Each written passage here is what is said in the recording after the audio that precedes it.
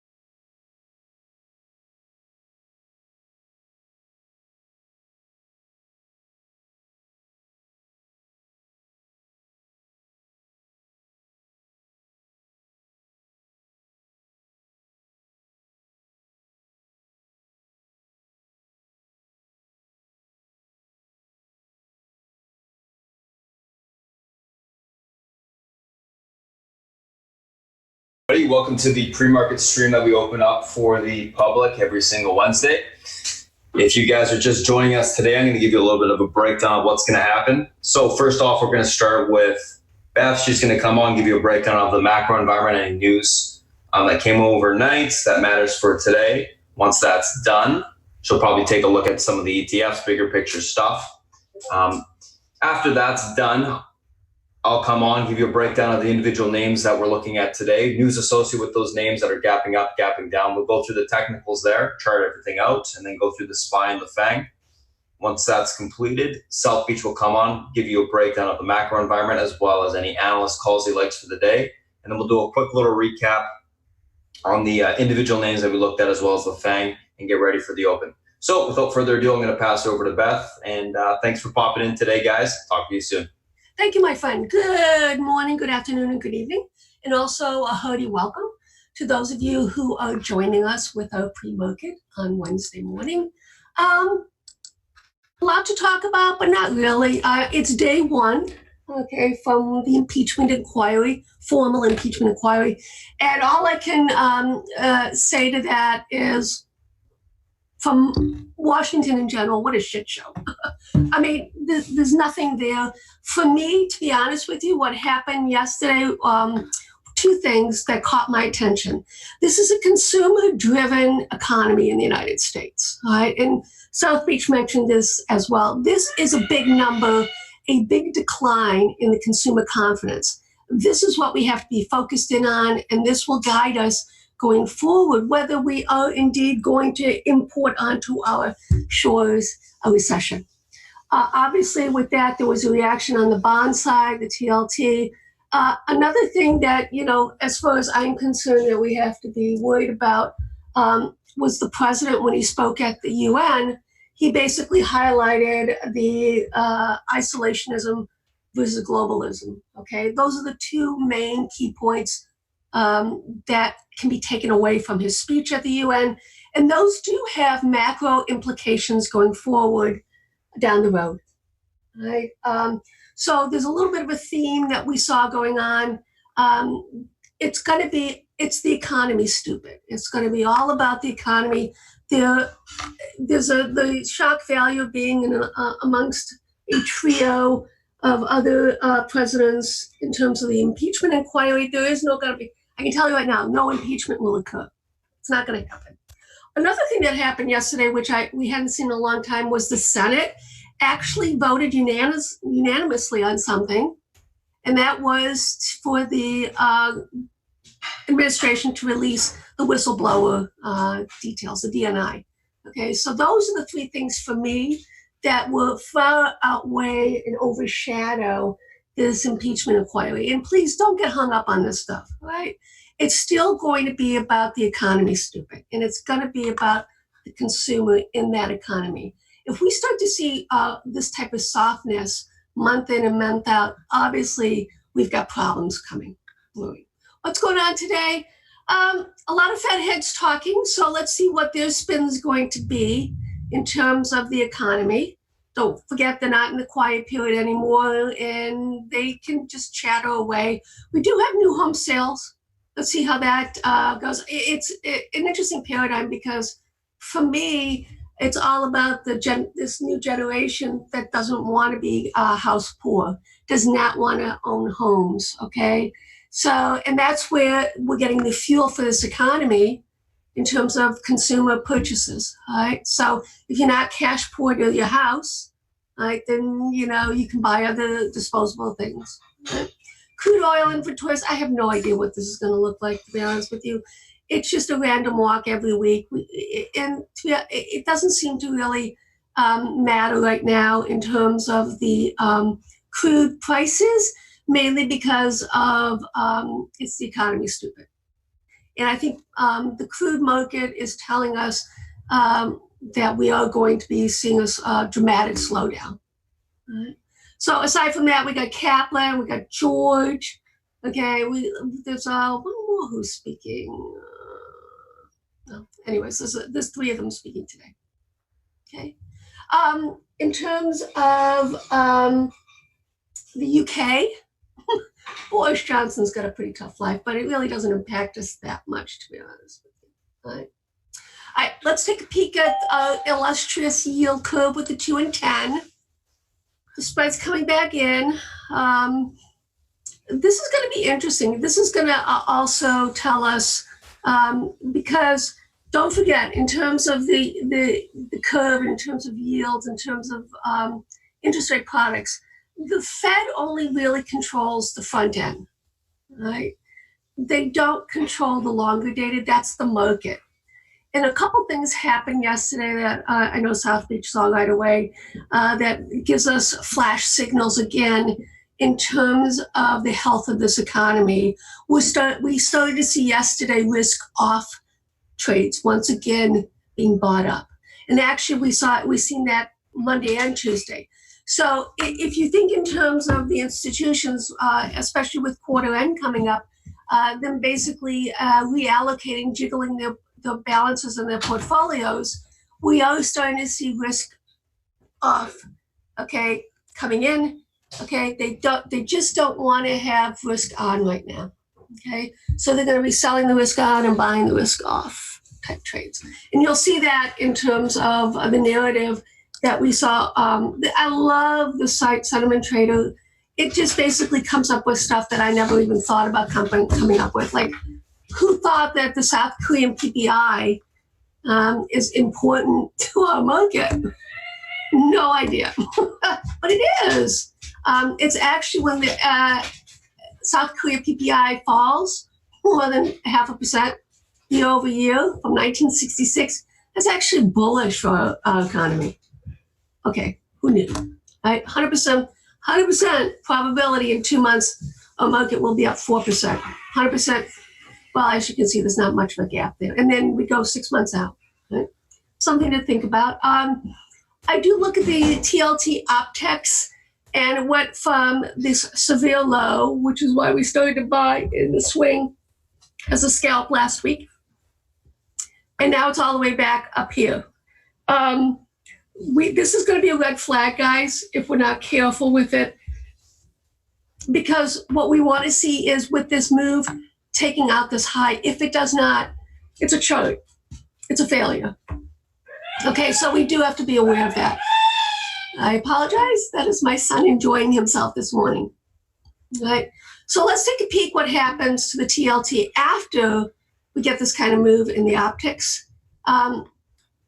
It actually isn't bullish, but because it's only 29%, 36%, I'm not really not that concerned. And then we're going high, so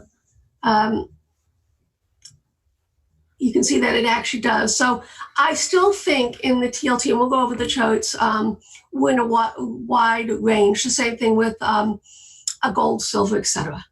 All right, let's look at the McClellan oscillator as well. It's kind of coming down. All right, this is not what we want to see. This is not healthy, right, in terms of the market as a whole, but it really doesn't mean that much damage is going to be done either. All right. This is the XLU, which is the ultimate risk off type trade. And you can see what's going on with it. Record highs, moving higher. And this is something that is a huge red flag for us in terms of the market. But on the other side of the coin, it looks like we might be topping out really soon. So I still, in terms of seasonality, have weakness until the end of this week. And then it starts the strong season in the market. And I am starting to nibble a little bit on the swing channel on some stuff that has strong seasonality for the next couple months. But we have to keep an eye on this XLU because it really does matter. And as you can see here, it's an inverse, but we'll see in terms of the SPY. So what does this mean when the XLU is greater than 85 on the optics and the SPY is less than 30 on the optics? It actually is a negative across the board, as you can see here. All right, so this does not bode well, and this may be a precursor in terms of the market slowing down. Got to keep an eye on this XLU, guys. Okay, let's take a peek at what's going on in China. This is the Chinese run. Happy anniversary. I continue to wish them goodwill. Not much going on. It's ironic because if you look at isolationism versus globalization, right? Globalism, the Chinese are have been isolationists for so long, but Xi has been, with his Belt and Road Initiative, just embracing, globalism, to some degree. Don't get me wrong, their economy is very restrictive. I'm not going to say no, but it's fascinating to see how the United States here is basically staring down isolationism, and basically the Chinese have been doing that, and now they're starting to embrace globalism. So it's just kind of interesting turn of events. And guys, if it's okay for us to be isolationists, it's okay for China to be isolationist too, to do what's best for them. Right? The president did say he wouldn't accept a bad trade deal with China. So that kind of raises the bar a little bit as well. So, like I say, there's a lot of things that happen excluding Pelosi that I think have longer-term impact in terms of our market going forward.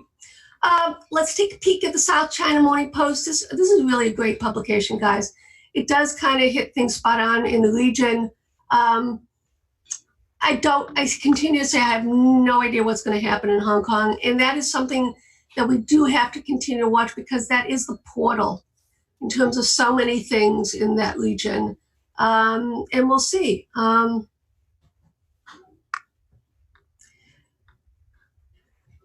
Okay, so it's the same old, us against them, yada, yada, yada, okay? Because the president used the bully pulpit of the UN against China. Not going to go over very well with the Chinese.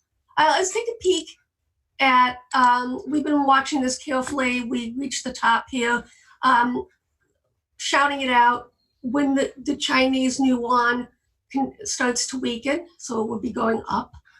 That is obviously for the large cap Chinese names, Baba, etc. That comes down, and that's exactly what we saw 2 weeks ago. 3 weeks ago, we saw the high, and now we're starting to come back down. The question's going to be, how far down are we going to come? We're kind of in the midpoint right now of this range. As you can see right here, this is the midpoint. I still think we're going to come all the way back down here. And to be honest with you, the real question is going to be, do we actually break and start to go lower? But we're going to just take it one trade at a time on this one and break up this support. The next leg will be down here, for the FX. This is FXI. Let's take a look at the crude gold. Once again, gold is supreme. I suspect that it will come back down to at least to here. So anticipate some more weakness on the crude side and moderate strength on the gold side, or just staying stable This is going to be more, I believe, of a crude move than a gold move. So we'll see how that pans out in the coming weeks. TLT, okay. My initial price target was down here. I'm kind of saying, you know, for right now, we got a cycle low in here, bouncing up here.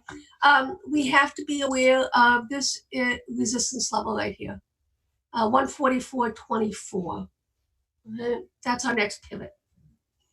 We take that out, then we'll more than likely go to press all the way up top here, guys.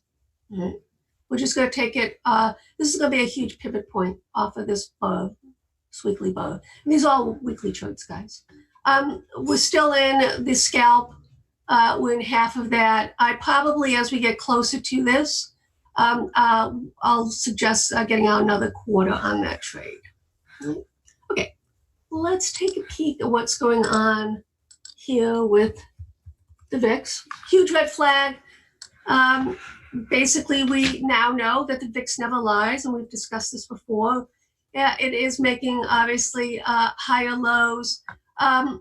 This is, I don't, to be honest with you, see us going above this level right now. There would have to be a macro shock for us to actually pop this top here and then go up to this extension. I just don't see that right now. Even if the market declines, as long as it's an orderly decline, that should be fine, right? So there's a lot of resistance up here. I just don't see that anything that would allow that to pop and hold. I'm not saying it can't pop, but as you can see, the ability to hold is going to be a little bit challenging on it. All right. Put call is going to have to come in. It popped above the 1 level. This is the extension. It has to be brought back down, probably down into the 80s on the open this morning, and then we'll see what happens. This is obviously protection being put on, more puts than calls. But there wasn't really any, there was some option flow yesterday, but nothing to the degree that said, oh my, this is going to be the big one, a big one, similar to what we saw in June / in December. I don't think that's the narrative right now. I think we're still basically in a wide range. Crude.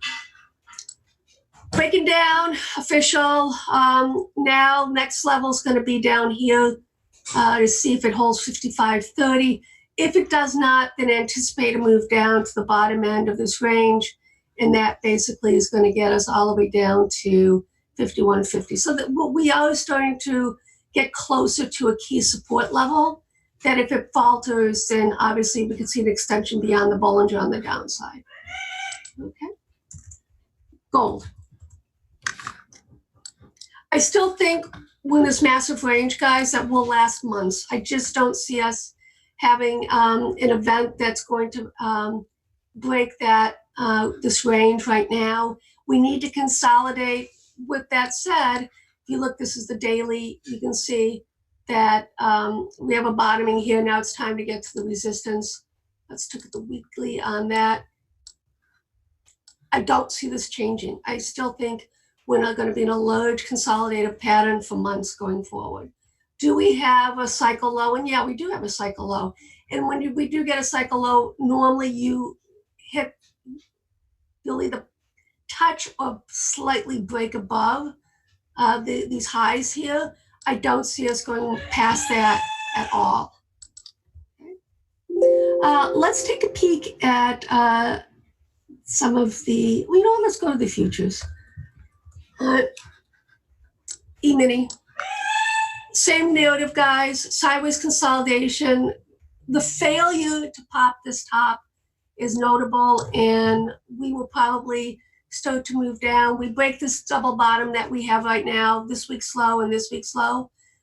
You can anticipate a move down to the bottom, at least to the 50 EMA, 28.57. Some people are, you know, it could extend all the way down to here, okay, which is the 100 EMA. I still think that we're in a sideways consolidation until we break these double bottom. We can still pop this top, right? But with that said, and I think you see there's individual tickers that just look horrible, okay? Which, here, go get that. Hold on a second. Sorry about that.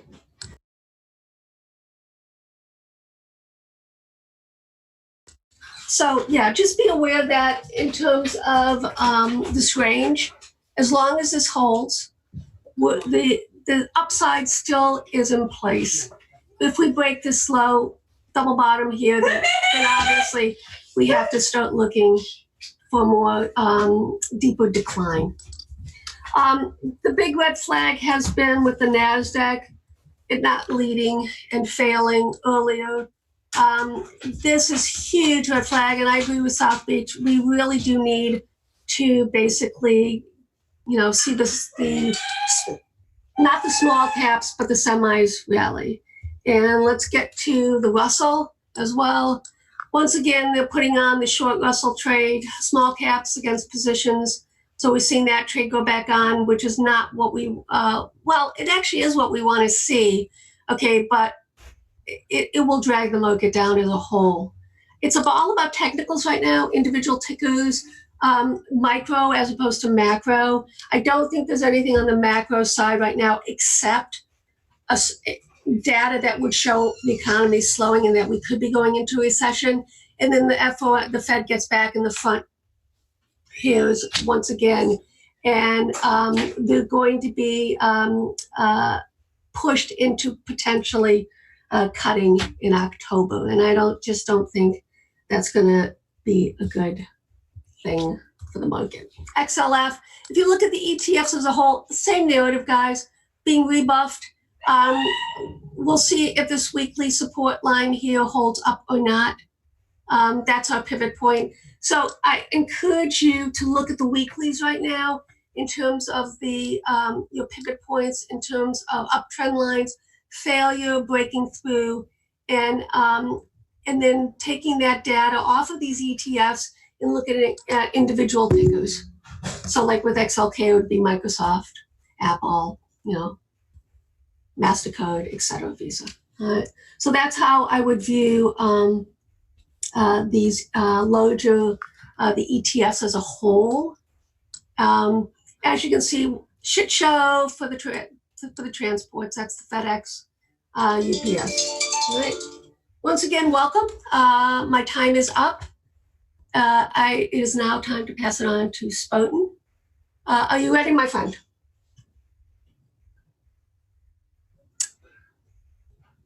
Yep, I'm ready. Nice. Enjoy. Cheers.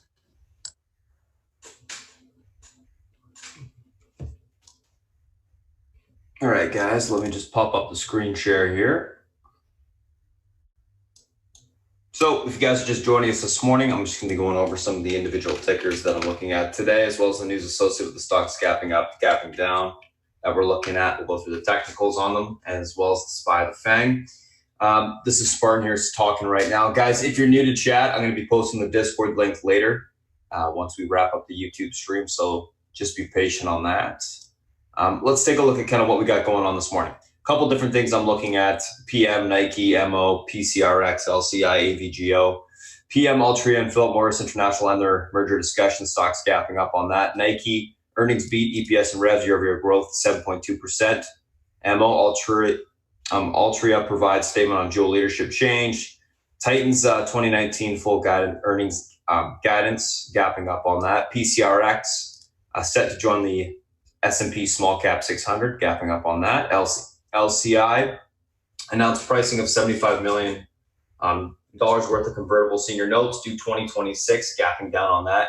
AVGO, Broadcom upsized the pricing of their public offering of 3.25 million shares of 8% Series A mandatory convertible preferred stock at $1,000, and it's gapping down on that. So let's take a look at these names from a technical standpoint intraday, so we can have some sort of plan for the open here. First two we're going to look at are PM and Nike. So Philip Morris, Nike. Philip Morris gapping up, Nike gapping up as well. Let's take a look at where we got room to today on these two. Philip Morris usually a great one to play on the option side as well. Let's take a look at what we got. So I'm just going to do this. I'm just going to expand this line here.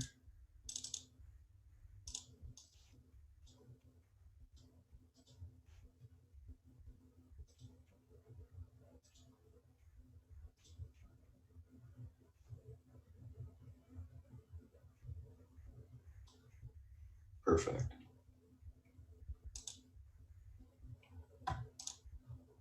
Alrighty, so that's your pivot point. Let's take a look at the 50 EMA here. Let's go back a little bit.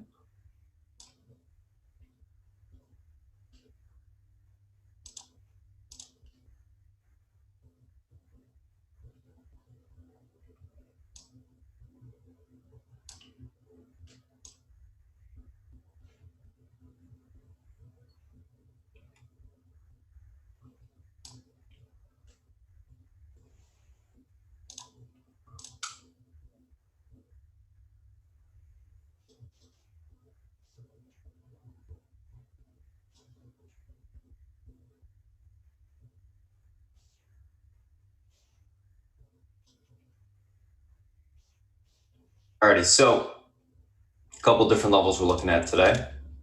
Get rid of this bottom resistance. So 78.86, 77 pivot point on the stock today is going to be the 75.62 resistance to the upside, and then downside support 74.37, 72.92. So what do we got going on? Basically, what's this pivot point? Pivot point's a strong support or resistance on the daily that will cause continuation one way or the other if it is crossed or reclaimed to the upside or broken to the downside. In this case, it's above the pivot, 75.62. If this level can hold, we should see continuation towards the 77 resistance, aka the 50 EMA on the daily. If that breaks, room back into the 78.86 spot. Unable to hold the pivot, look for a pullback to 74.37. If this level breaks, we'll see 72.92 on the downside today. So overall, right now on this PM, leaning bullish, going to be looking for continuation to the upside. Want to see a pull, retest the pivot, and then a hold for a continued push. Like the daily chart, it's going to be a battle to get through that 50 EMA on the daily, but once it does cross it, if it does cross it, should get a sustainable push for the next leg up. Let's take a look at Nike here.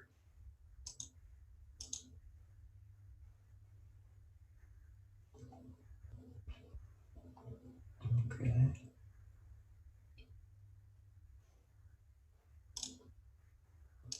So Nike.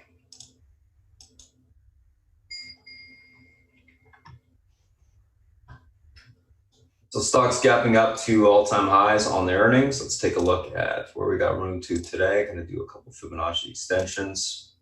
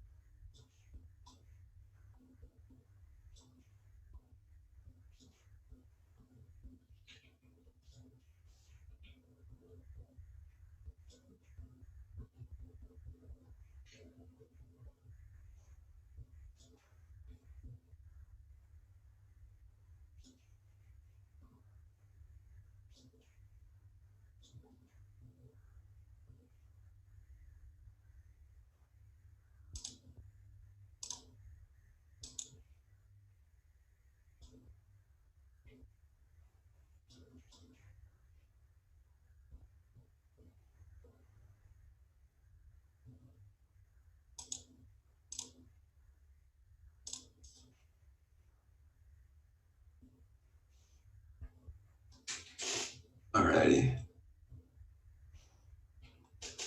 So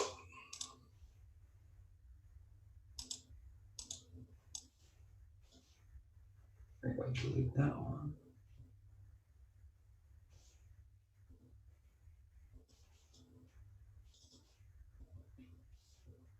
So 91.57 pivot point to the upside today. If this level is able to be held, we got room back towards the 92.65 area resistance. If that level breaks, 93.40 can be tested to the upside today. So we can see a continuation grind higher. Unable to hold that 91.57 this morning, we look for a pullback continuation towards 90.11 to the downside. If that breaks, we'll start to gap fill towards that 88.71 area. Overall on Nike, leaning bullish. The earnings were great. Nice growth, especially in China. So I'm thinking we'll see some continuation to the upside today. It may need to consolidate this morning before it does push. Look for a retest of that pivot, reclaim of that level for that push that we're going to be looking for to the upside. Overall leaning bullish, looking for continuation on this name higher. I think any sort of pullback basing is an opportunity to grab it long. So that's PM and Nike. Let's take a look at the next two.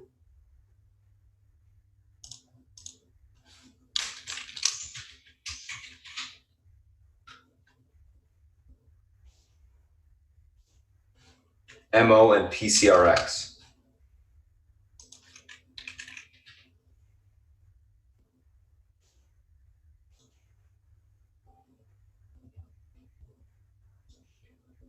Like PM, MO, great name to be playing options on, usually fairly cheap. Let's take a look at where we got room to today.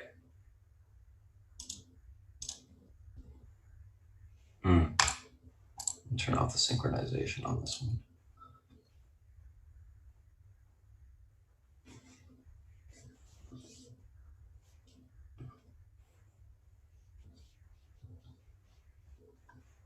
Actually, I'll leave it on and then just delete it.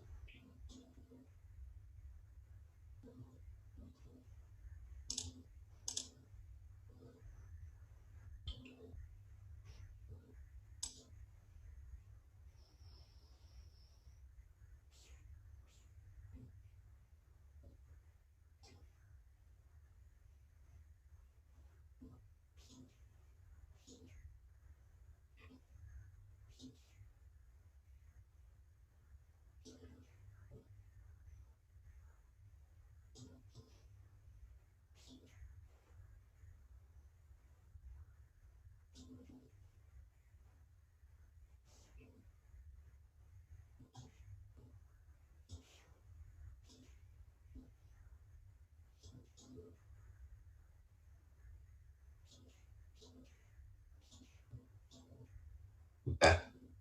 So 41.98 pivot point to the upside today. EMA intraday, not intraday, daily EMA resistance. That level breaks, we got room to 43.08. If that gets taken up, 43.70 to the upside will be tested. Unable to break above 41.98, we look for a pullback to 41.35. This gets taken out, 40.58 to the downside will be tested. Overall on this name, leaning bullish, going to be looking for a hold above the pivot for a grind continuation higher. This pivot point, again, is the EMA support on the daily. If it does reclaim that level, it's going to be the first time it's broken that trend in EMA support to the upside in, I think, 2 months. So it's going to be a big level for it to get back above. So that's going to be the key level for us today. Let's take a look at PCRX. I'm going to turn the sync off, delete these. And I'll turn it back on after it's done.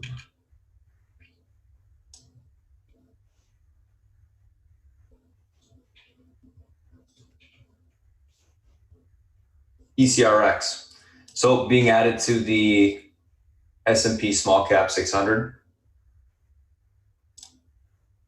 Typically what we see is these names get pushed up into the being added into an index for quite a couple days, and then once they get pushed up even more. Very bullish. So we're gapping up to about 40.24 right now in the pre-market. Just looking at where all the levels are.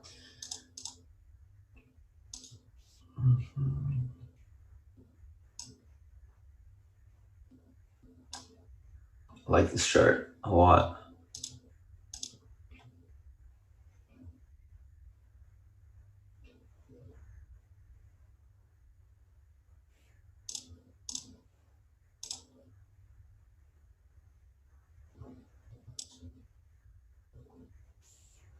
Synchronize that.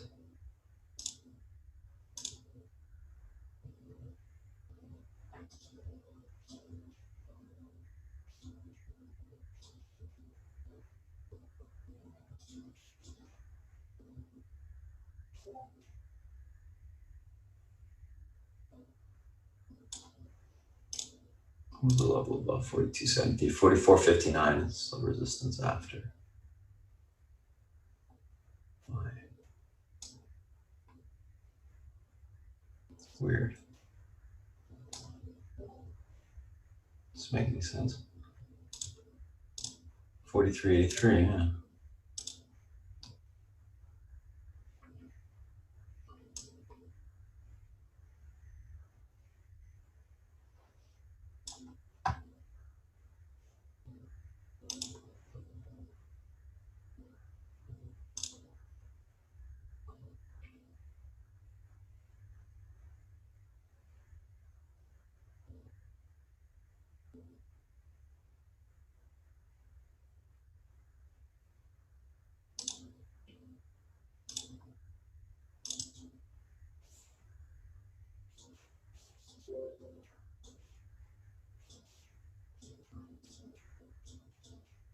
Like this, turn that off, delete the doubles. There you go. So 41.64 is the pivot point on PCRX to the upside today. Level is able to hold. We got room for continuation into the 42.73 spot. That breaks 43.83 will be tested to the upside. Unable to hold the pivot, 41.64 this morning. We look for a pullback to 40.27 to 39.07, basing down here to take the stock long. Overall, leaning bullish, going to be looking for a continuation to the upside, higher today. Good looking chart. I like the news on it. Going to be looking for a basing, like I said, below, and then retest the pivot, break above it for continuation. So that's what we're looking for on PCRX. So this is MO PCRX. Let's go look at the last two.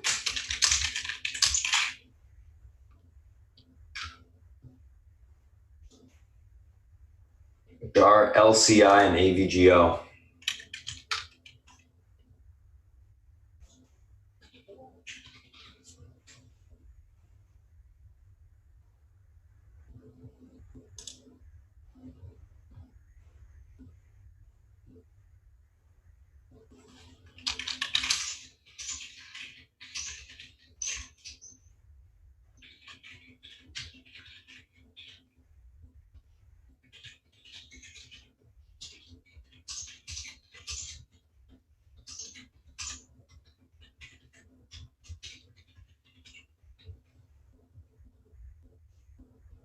So LCI, AVGO, both similar news in terms of convertible, LCI convertible senior notes, AVGO convertible preferred stock. Let's take a look at LCI here.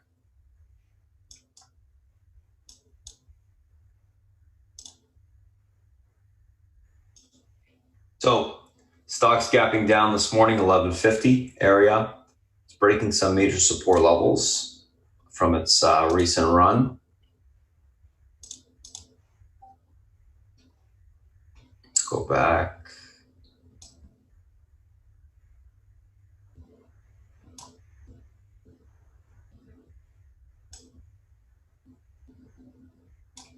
That's what I wanted to look at, where the gap was.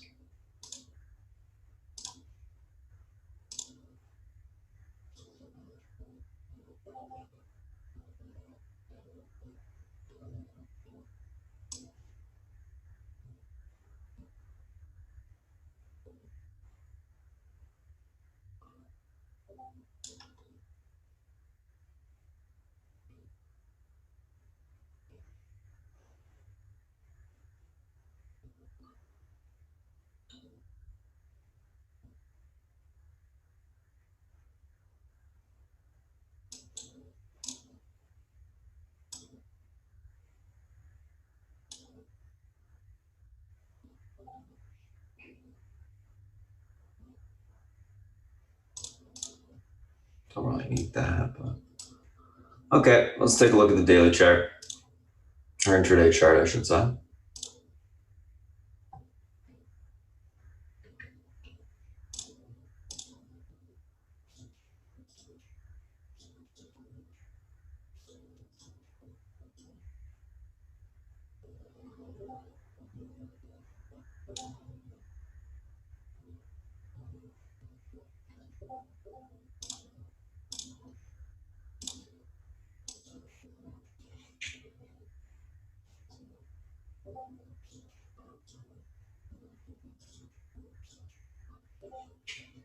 There we go. 1173 pivot point to the downside today.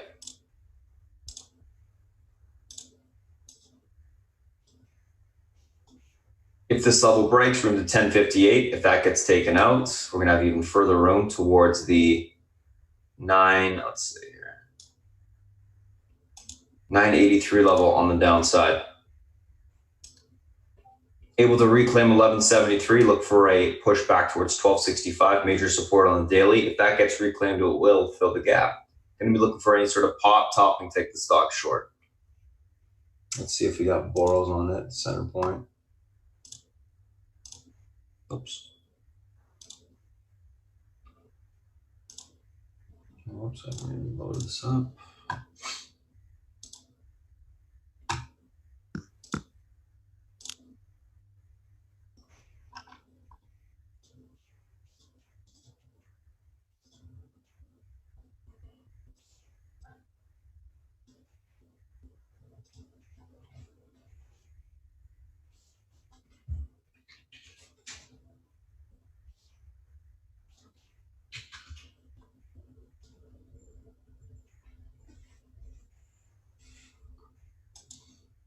Yeah, so I just grabbed some borrows on it. There's borrows available if you guys do want to grab some now. They may be gone later. But just a quick little heads up on that. 1173 pivot point, level breaks, room towards 1058 to 980, level 53 or 1173 holds. Look for a bounce back towards 1265 to 1370 on the upside. AVGO, let's take a look at this one.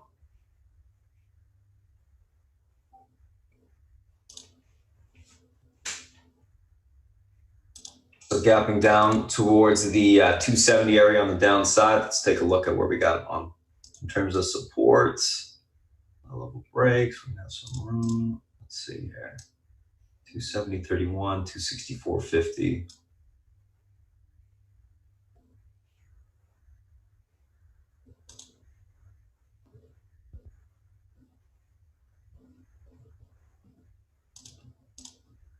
$262.43.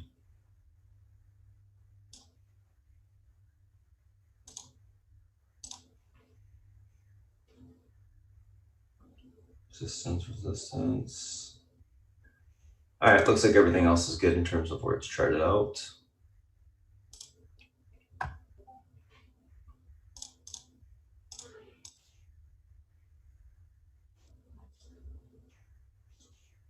All right, pivot point to the downside today, 270.31. This level breaks, we got room for a continuation at 264.58. Take that out, 262. 262, let's see where it was again. 262.43 will be tested to the downside.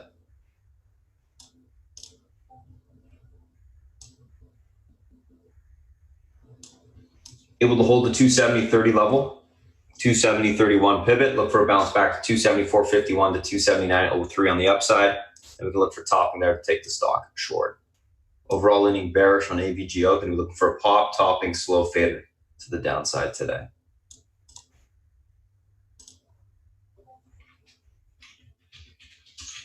So that's LCI and AVGO. Let's take a look at the SPY and the FANG this morning as well. Just going to save this.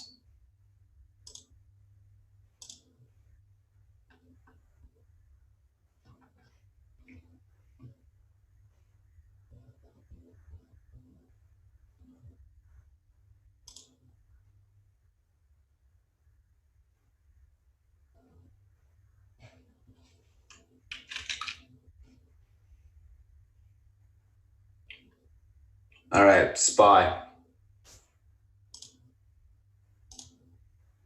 So market basically unchanged from last day's close, right at that close price. 296 pivot point today to the downside.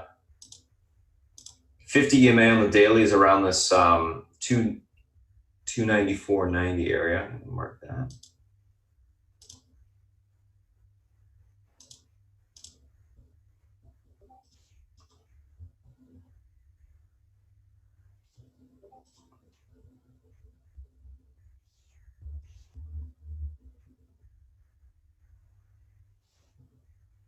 So pivot point on the upside today, 296.01. This level holds. We should see a bounce back, or as reclaimed, I should say. We should see a bounce back towards 297.14 to the 298.44 level, possibly back filling the gap towards last day's highs, 299.84. Unable to reclaim 296, we look for a pullback into the 50 EMA on the daily, which is 294.85 area. That breaks, we'll see continuation lower into the 293.18 spot. There's a little bit of daily support as well as 294.42. I'm going to bunch that with the 50 EMA area. So we got quite a bit of support to the downside here. We'll see whether or not it holds up. I'm thinking we do see a little bit of a bounce today on the market, leaning bullish for now. We're above EMA support. We just need to reclaim that pivot now on the open. And if we do, we'll see a continued bounce this morning. Unable to do so, we'll watch for a retest of the 50 EMA. That breaks. Next leg down coming to 293.18. And if that level breaks, it technically has room down towards the 290.60 level on the downside on the market. So level to be watching today. Pivot point 296, as well as that 294.85 support area. So that's the SPY. Let's take a look at Apple. So Apple 217.74 pivot point to the upside today. If this level is unable to hold, we got room lower into the 214.83 on the downside. If it's able to hold, we can see a bounce back to 220.15 on the upside. So we're looking for a continuation there. Overall on Apple, I am leaning bullish because it's above the pivot and it's above EMA support. So we'll be looking for a little bit of a bounce there. We'll see whether or not it's able to hold on the open. That's what I got going on for Apple right now. Amazon, 1739 pivot point to the upside today. Level holds, room towards 1765. And if that's reclaimed, we can see 1785 tested. Unable to hold 1740, look for a pullback into the 1714 on the downside. This is a big level because on Amazon, this is the bottom of the range that has broken or is being tested to the downside. If it does end up breaking, we will make the next leg down. So key level on Amazon today being tested on the daily. So keep an eye on it.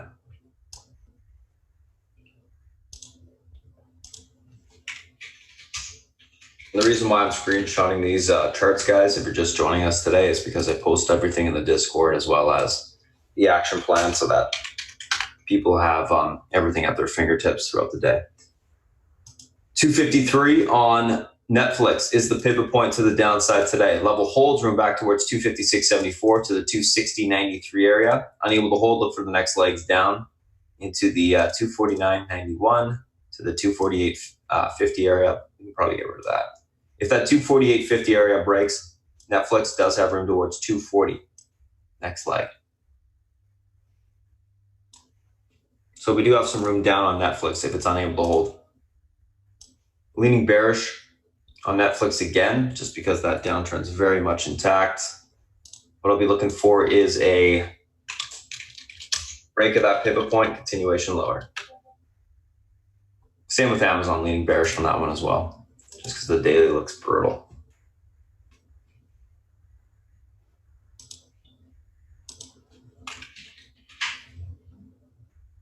MPC pushing, guys, on some news here.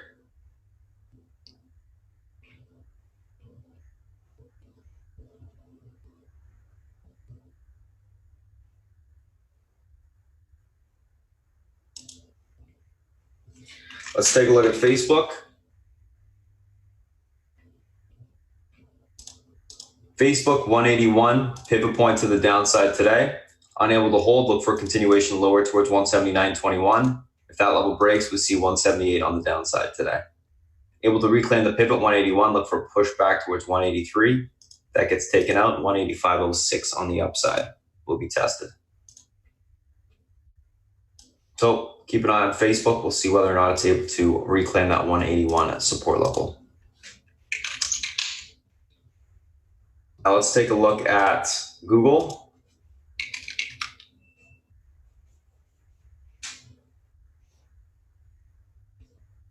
So Google 1220 support, pivot level to the upside today. Reclaimed room towards 1230.46, unable to hold it.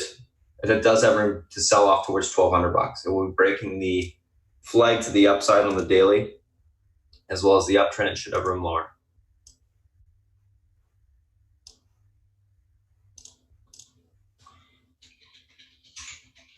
So that's the SPY FANG individual names that we're looking at for this morning. I'm going to pass it over to South Beach now. He's going to come on and give you a breakdown of the analyst calls for the day, as well as some of the macros. And we'll come back after he's done, recap what we talked about when I have the action plan written up, and we'll go from there. South Beach, if you're ready, it's all yours. Hey guys, girls, good morning. Okay, so what are we looking at today? All right, bond market's fairly benign for a change. Nothing really going on there. Some markets up, some markets down, whatever. Nothing. Overnight, this crypto market is kind of sort of in a mini crash situation. I think it was down like 15% yesterday, the Coinbase, and it's down another almost 5% today.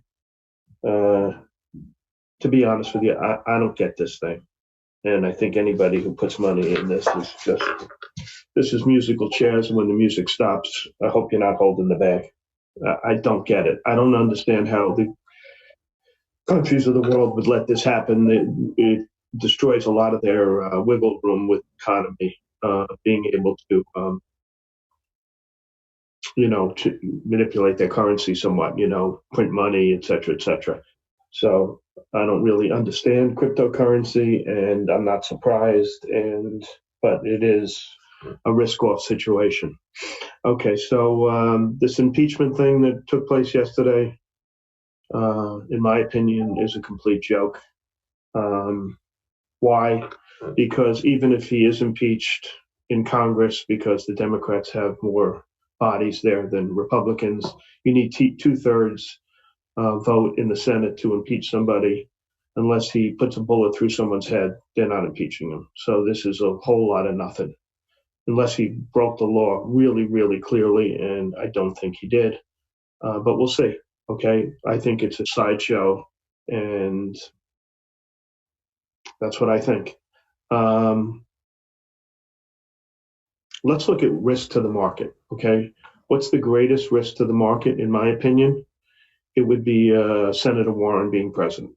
Okay, if she were to win election, the market would get absolutely positively annihilated. Okay, I'm not saying I don't want her to win. I'm just saying what the outcome would be. Does this impeachment thing increase the odds that Trump won't win? I don't know. I couldn't tell you.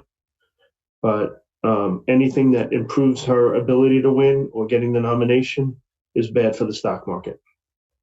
Period. End of story. She wants to take money out of the private sector, put it into the public sector, That is bad for stocks, plain and simple. Okay. So I think that's the biggest risk to the market. What would be the second biggest risk to the market? I think consumer confidence in the US. And the number yesterday was bad. We are a consumer-led economy. If the consumer retrenches, the odds of a recession go up big time. Okay. So yesterday they were expecting 134 as the number. It came in 125, which was a lot worse than expected. It's a warning shot across the bow, in my opinion. You got to keep an eye on this. I think that's the second biggest risk to the market. And third, I would say you have China. I don't know what's going to be with that. I don't think it helps that he was berating him in the at the UN yesterday. I think Iran is up there. I think Brexit is a sideshow. It doesn't really affect our stock market much. But I hope things work out for the Brits, to be honest. And I don't think they need this aggravation. I think what's happening there is sad, and it's too bad. The repo market is, again, the Fed is having to grease the pipe, so to speak. The repo thing, they had to put more money in this morning, so that little malaise continues. I don't think it's a big deal for now, but we have to keep an eye on it. I would wish they'd put through a permanent fix. That permanent fix may be increased reserve requirements for banks, but we'll see. Okay.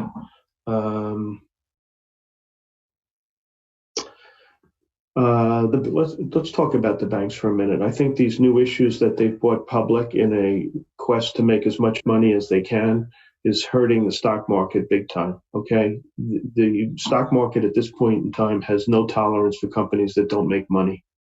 And if you look at any of the charts and these companies that don't make money, they're in the house of pain. Uber, Lyft, Work. This Saudi Aramco is going to be no different. Okay, I don't even know what the story is. You know, if they want to go public, believe me, you don't want to own it. All right, it's been a private company or however you want to, owned by the Saudis for years and years, forever. And all of a sudden they decide they want to go public. Why? All of a sudden they need liquidity. Why? I don't trust them. I wouldn't touch it. Okay, you want to be exposed to fossil fuels? Buy Exxon or Chevron or something like that. Meanwhile, these stocks are really just, you had the one day up on the Iranian, let's put it on the Saudi bombing, and these stocks are now lower than they were prior to. So this group is just terrible, and I wouldn't touch it with a 10-foot pole. All right, and I wouldn't touch Saudi Aramco with a 10-foot pole. All right, this WeWorks, Wall Street is trying to make some money, and they're doing it at the expense of the public, and I don't like it one bit. And stay away from these stocks. Okay. What else is going on today? Trump's speech yesterday. Okay. Social media continues to be in his sights. Okay. He went after China. He went after Iran. He went in after globalization. He wants to shy away from that. He thinks you should, basically, Beth went over this morning, so I don't want to reiterate it, but you get the drift. All things that aren't great for our S&P companies because they do 52% of their business outside the U.S. Okay? So that's significant. All right, what else? You have news in Philip Morris and the PM, Prime Minister, that they're not going to merge. They floated this trial balloon, right? And Wall Street didn't like it. They knocked the stocks down on the news. I said that if they wanted to merge, that doesn't give me a warm and cuddly feeling about their earnings going forward. Now that they're not going to merge, I think MO's in a trading range with a slight upside bias. PM is in better shape than MO. They didn't make a $12 billion investment in Juul. So talking about Juul, the president or the CEO of Juul is gone as of now, and MO put in their own guy. They invested $12 billion in this thing. They have a what is it, like an 80 billion market cap, I think it is. So let me double check that. I think it's around 80, 78. Okay, so it's $78 billion market cap. You know, it's not the end of the world. I think they made the change, really. I think they made the change because they were worried about litigation. And so they made the change. They put in their own guy, and they said, okay, we're going to do A, B, C, D, and E, and we'll do whatever the government says, and so on and so forth to make nice. This is a really bad situation, okay? Because if they get rid of vaping, then the only thing you're going to be able to buy is illegal products. So it's almost kind of like you can't win here. And it's a sad situation. And I don't think the public is really informed of what's going on here, what's good, what's bad, what you shouldn't do, etc. They need to be more informed, but that's a whole nother can of worms. So that's what I think of Morris and PM this morning.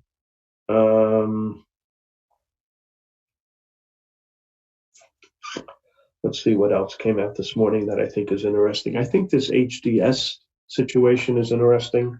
I think whenever, more times than not, the odds when they split up companies, the stocks do well. Okay, because what happens is spin-offs tend to be able to do things that they couldn't do when they were part of a bigger organization. They do, they'll buy back stock, they'll increase the shareholder value in a more significant way. And I've made a lot of money playing spin-offs over time. HDS is another interesting story. I think that you got to put it on your radar as there is a catalyst now, and the stock should be better. That brings us to Marathon Petroleum, which Elliott has 2.5% of. Okay, 2.5%, and they're saying it should split into thirds. Stock's up $4 or so this morning. I would wait for that to come back to today's level, and maybe you take a stab at it. Okay, this is all the fluff. They've been in this stock at the end of the quarter. They had a position. Let me see if I can see. I think they had like a, hold on. Let me see if I can find it. I was just looking at it, so it's here somewhere. Bear with me 1 second. Okay, here it is. So MPC, Elliott had a position of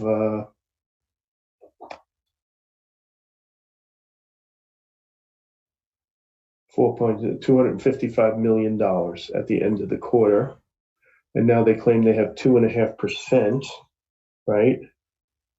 So 2.5% of 39 million is 970 million, right? So they increased their stake by about 3 times. Okay, they went from 255 million to 975. Okay, so a pretty decent sized position. All right, and they're going to be in this, like, they'll be they're tough. These guys don't quit, but I think the stock will come back in, and I think we can take a position using options and play it that way. And that's what I'm kind of thinking in MPC. But to give you some regards why I like Telephone, even though it doesn't act well, is they have $3.5 billion and 3.2 billion in Telephone, and they have 975 million in MPC. All right, so they're a lot more committed to that position, and they really haven't stepped up their game yet. Okay, they will. I assure you on that one. These guys are real tough. They get what they want. So I would keep an eye on that. Whatever. So that's that. Pot stocks, they're also in the crapper here. I would stay away from this group. I've been short this group. And the only thing I would look at to buy is GW Pharma, which was highlighted on Kramer yesterday, but I would wait for the chart to break the 17-day and 17-week, and it's not even close. But that's the kind of company, if I wanted exposure to the pot business, that's the one I would buy. Okay, so that's hitting that one. Wall Street Research, I don't think too highly of it. The perfect example is this Sarepta. Okay, biotech in general, Wall Street Research is horrific. All right, they put pie in the sky numbers from third tier firms, and they expect you to, the stock's 10, they put a $40 target. Stock, goes up $1 the first day, and then goes down to $3, and then they reduce the target from 40 to 20. It's just a way to separate you from your money, and there's no way to challenge the numbers that they put out. So Sarepta, they hated it at 60, they loved it at 160, and now it's back to 80. All right, you follow what they want, you'd be freaking broke before you knew what hit you. All right, so in that light, let's look at the Wall Street Research today, see if there's anything decent. Biotech, gene therapy, QURE, Bernstein likes at 73 target. I'm not enthralled. Jefferies HDS, they think it's worth $48. I think this one's interesting, like I said. Set it on the long side. Let's see. Oh, Raymond James, who is really the only firm, one of the only firms I think that puts out really good research, likes the home builders. And they're updating KBH, and if I'm not mistaken, I think KBH reports. Let's see. Oh, yeah. They do. Today after the close. Okay, so KBH, that's one. Rosenblatt likes Plan. Not bad research, actually. 71 target. Adams Harkness is bulling Teladoc. Teladoc's an interesting situation. So Amazon, probably should change the name to the disruptor, is going into kind of sort of a quasi Teladoc model. All right, where their employees can call and they speak to, I think they call it a nurse. And I think they have the ability to prescribe. Hold on.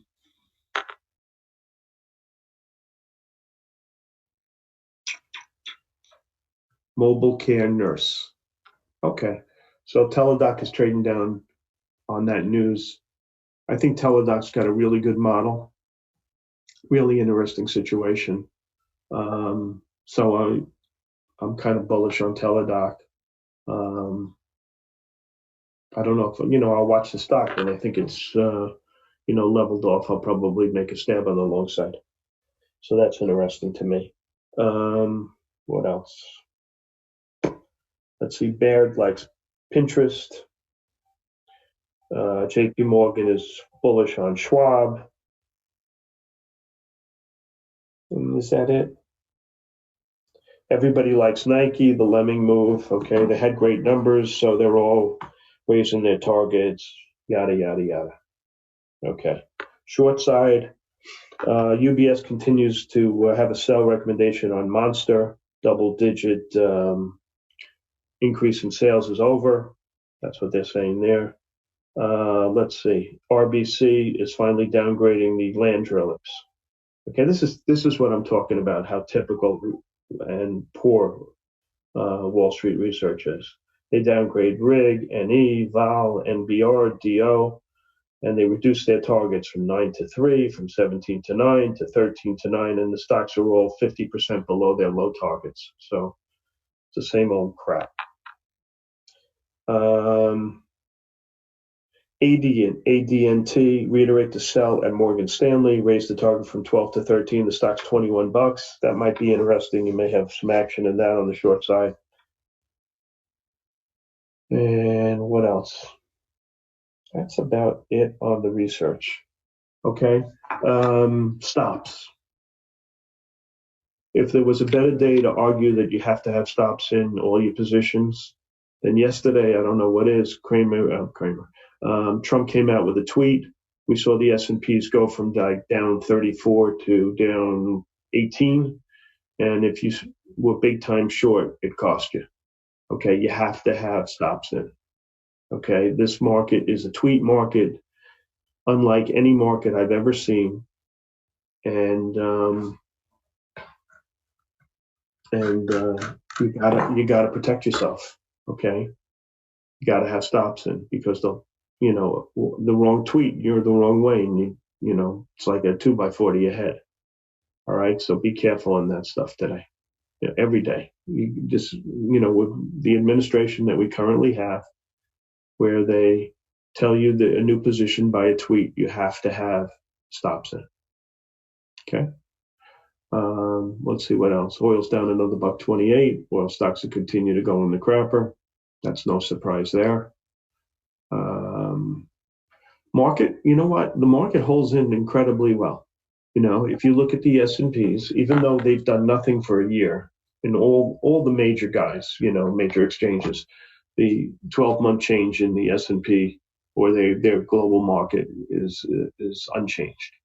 Okay, but here we are hovering really at the top of the range, and there's a lot of kind of news that isn't great. So it's really remarkable. It shows you that stocks are really the only game in town, and any other instrument, whether it be cryptos or bonds or real estate or whatever, it's worse. So stocks are the only thing that give you a fighting chance, and I guess that's why they're trading as well as they're trading. So, I'm not sitting here telling you to get out of anything. I'm just saying, my take on things today. Market just hangs in, it really does. It's incredible, no matter what they throw at it. Two deals today I want to just highlight for a quick second are AVGO and LCI. Both are doing convert deals. So back of the envelope math, AVGO is going to probably have 6 million shares that people are going to want to sell short, and LCI around 3 million. Okay, that's based on how big the convert is, where the stock price is, and how many these guys who do this for a living buy the convert and short stock. I figured that's the math. 6 million shares and 3 million. So, and convert short sellers are not that price sensitive. Okay, they need to get the short off. Okay, and that's that. All right, so if there are no questions, I'm going to throw it back to Spartan. I don't see any. So that's what I'm going to do. All right, Spartan, if you're ready to roll. Yes, sir. Thanks for your time. All right. Awesome. Thank you, Selfish, as always. Guys, if you're just joining us this morning, just going to quickly do a recap of the pre-market tickers that we talked about this morning. So I did write up the action plan. You guys can look at it here, as well as posted all the charts. Let's take a look at what we got going on this morning. Before we do that real quick, I'm just going to pop it over to the options section. You guys are options players. Beth has created all of the options notes, all the calls, puts to be looking at what levels based off of the pre-market analysis that we did on each of the tickers. So you can take a look at that there. Now, let's go through what we talked about so far. So pre-market tickers on watch. What do we got going on this morning? PM, Nike, MO, PCRX, LCI, AVGO, PM, Ultra, Philip Morris, International, and merger discussion gapping up on that. Nike earnings beat EPS and revs, year-over-year growth 7.2% gapping up. MO, Ultra provides statement on dual leadership change, tightens 2019 full year and guidance, gapping up on that. PCRX being added to the small cap S&P 600. LCI announces pricing of 75 million convertible senior notes due 2026, gapping down on that. AVGO, Broadcom upsized their public offering of 3.25 million shares of convertible preferred stock at $1,000. So let's take a look at what we got going on this morning from a technical standpoint. First two we're going to look at are Philip Morris and Nike. So Philip Morris, 75.62 is the pivot to the upside today. Level holds room to 77. If this level breaks, 78.86 will be tested to the upside. 75.62 unable to hold, look for a pullback to 74.37 to 72.92 support, basing there to take the stock long. Leaning bullish on PM, looking for continuation higher. I like the fact that it's holding the pivot this morning, as well as creating a flag pattern on the 10-minute chart. So going to be looking for a break of that 77 area, which is the 50 EMA on the daily, and continuation higher. Great one to be looking at on the option side. Nike, 91.57 pivot point level is able to be reclaimed and held, which it is right now. We should have room towards 92.65 on the upside. If that 92.65 breaks, we should see continuation of 93.40. So we got room for continuation there. 91.57 pivot unable to hold. Look for a pullback to $90.11 to the 88.71 area if that breaks, and then we can look for a basing down there. If it does break that pivot, it does have quite a bit of room to sell off. So watch that area this morning. MO and PCRX. So PCRX, MO 41.98 is your pivot. If at this level is unable to be reclaimed, we look for a pullback to 41.35 to the 40.58 support, last day's low. We can look for some basing there to take the stock long. If it's unable to hold that 40.58, it can make the next leg down. If the pivot is able to be reclaimed, that 41.98 level, look for a continuation of 43.08. That breaks, 43.70 is tested to the upside today. 41.64, unable to reclaim this pivot on PCRX. Pull back to 40.27 to 39.07. We look for basing down there to take the stock long. I like this. I like the news on this, but we got to wait for a pullback basing to take it. I wouldn't want to take it just grabbing it on the open. Got to wait for that pullback and that basing to occur. If it does push this morning into the pivot, 41.64, and that's reclaimed, it does have room to 42.73 to the 43.80 area on the upside. It's a pretty nice daily chart on it. LCI and AVGO. LCI pivots broken, 11.73. This level is unable to be reclaimed, room towards 10.58. That breaks, 9.80 will be tested to the downside. If we're able to reclaim 11.73, look for a pushback towards 12.65. That breaks, we can see the 13.70 to the upside today. Overall on LCI, I'm leaning bearish. Going to look for any sort of pop topping, take the stock short. They got borrows right now if you need allocation. Get some. I actually don't know if they have them right at this moment. Let's take a look. Yep. AVGO, 270.31. Breaks to the downside, room to 264.58. That gets taken out. 262.40 will be tested. 270.31 holds. Look for a bounce back to 274.51 to the 279 area. Then I'll look for some topping there to take the stock short. Overall, leaning bearish in AVGO. Looking for continuation to the downside. SPY. 296 is the pivot to the upside today. Holds room higher into the 297.14. Resistance breaks. You can see 288.44 on the upside. Unable to hold the pivot.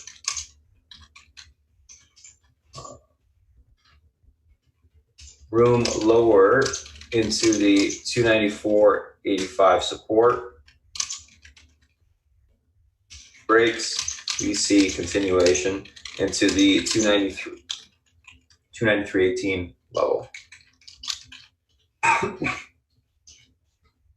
Leaning bullish for now on the market, holding EMA support. This could change. If it's unable to hold the EMA support, that pivot is unable to be reclaimed to the upside. Big level of support right today is that 294.85. That's the 50 EMA on the daily. That level does break. We will see that 293.18. If that breaks, 290.60 will be tested to the downside. So it's quite a big support. So watch that level on the open today. We'll see what happens.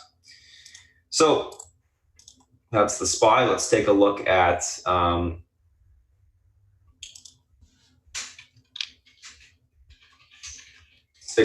Apple here.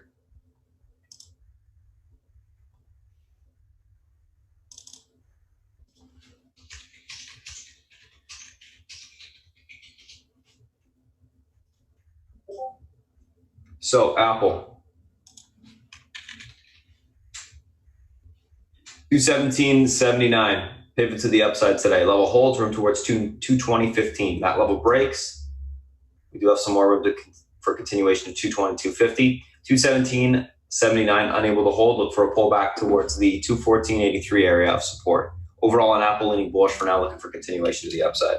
Let's take a look at Amazon. Amazon 17.39. Big level of support on the daily. This is the bottom of the range from the last month. If this level breaks, room towards 1714, then into the 1690s. 1739 holds, look for a pushback towards 1765 on the upside. Let's take a look at Netflix. Pivot point on Netflix today, 253.76. Level breaks from towards 249.91 to 248.50. If that breaks, 240 on the downside. 253.76 holds. Look for a pushback to 256.74 to the 260.93 on the upside. Facebook. 181 pivot. Looks for, if this level is unable to hold, look for a pullback towards 179.21 to the 178. Level holds 181. Look for a pushback towards 183.04 to 185 on the upside. Leaning bearish on Netflix. And then Google breaking, Google breaking the flag support on the daily. It could be reclaimed this morning. 1221 support level is able to be reclaimed. Room towards 1230.46 to the upside to 1230.7. Unable to hold that 1221 area. We got room back towards 1200 on the downside. So it's got quite a bit of room lower. So that's the SPY individual names that we're looking at today, as well as the FANG. We're going to be shutting down the pre-market stream right now for the YouTube.